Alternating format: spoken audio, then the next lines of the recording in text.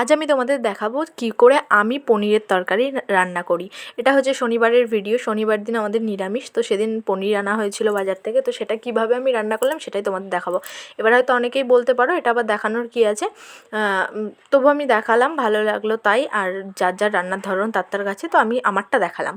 তো এখানে সমস্ত কিছু গোছানো আছে: আলু, পনির, কাঁচা লঙ্কা, তেজপাতা, গরম মশলা দেবো সেটা, আর মশলার মধ্যে ওখানে আদা, জিরে, লঙ্কা আর টক দই দেওয়া আছে।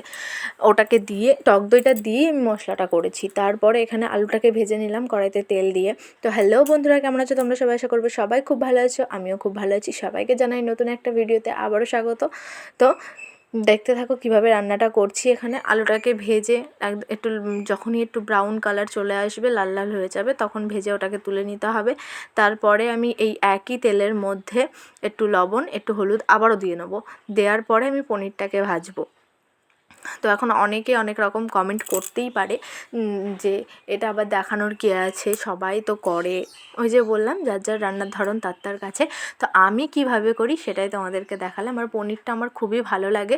পনির খেতে আমি খুব, আমার কাঁচা থেকে, ভাজা থেকে এবং তরকারি, মানে তিনটেই আমার খুব ভালো লাগে। আমি তো পনির অর্ধেক মনে হয় মানে কাঁচা আর ভাজাতেই আমি খেয়ে নিই। তো পনিরটাকেও ভেজে এখানে তুলে নেওয়ার, পনির ভাজার সময় খুব আলতো হাতে ভাজতে হয়, কারণ পনিরটা যেহেতু নরম হয় ওটা ভেঙে যায়। অনেককে দেখেছি আমি একদম শক্ত শক্ত করে অতিরিক্ত ভেজে ফেলে। তো পনিরটা আমার অতিরিক্ত ভাজাটা পছন্দ হয় না, একটু হালকা ভাজাই পছন্দ হয়। তারপরে এখানে ফোড়নে দিয়ে দিলাম 2টো তেজপাতা, 2টো কাঁচা লঙ্কা চেরা আর একটু জিরে।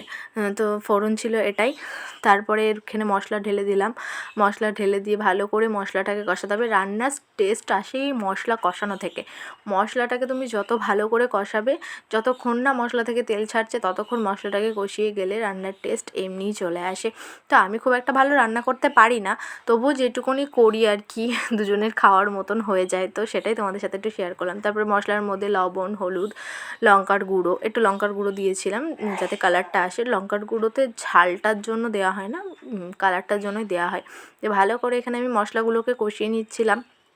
যতক্ষণ না মশলা থেকে তেল ছাড়ছে ততক্ষণ মশলাটাকে আমি এখানে সুন্দর করে কষিয়ে নিয়েছি। তারপরে এর মধ্যে একে একে ঢেলে দেবো সমস্ত কিছু। পনির আর আলুটা এর মধ্যে আমি ঢেলে দেবো, দিয়ে তারপরে সেটাকেও ভালো করে কষিয়ে নেব।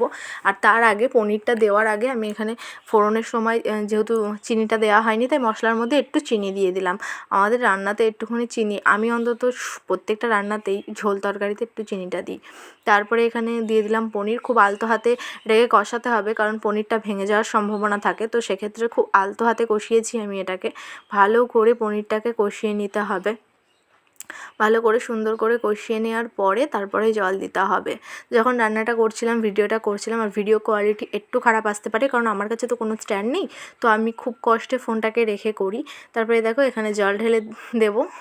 আমার যে মিক্সচার মেশিনের যেটা, ওটার মধ্যে একই জল নিয়ে নিয়েছিলাম, তো সেটাই আমি দিয়েছি। এখানে আমি একটু ঝোল ঝোল রাখার চেষ্টা করেছি, কিন্তু এই তরকারিটা একটু গা মাখা হলে আরও বেশি ভালো লাগবে।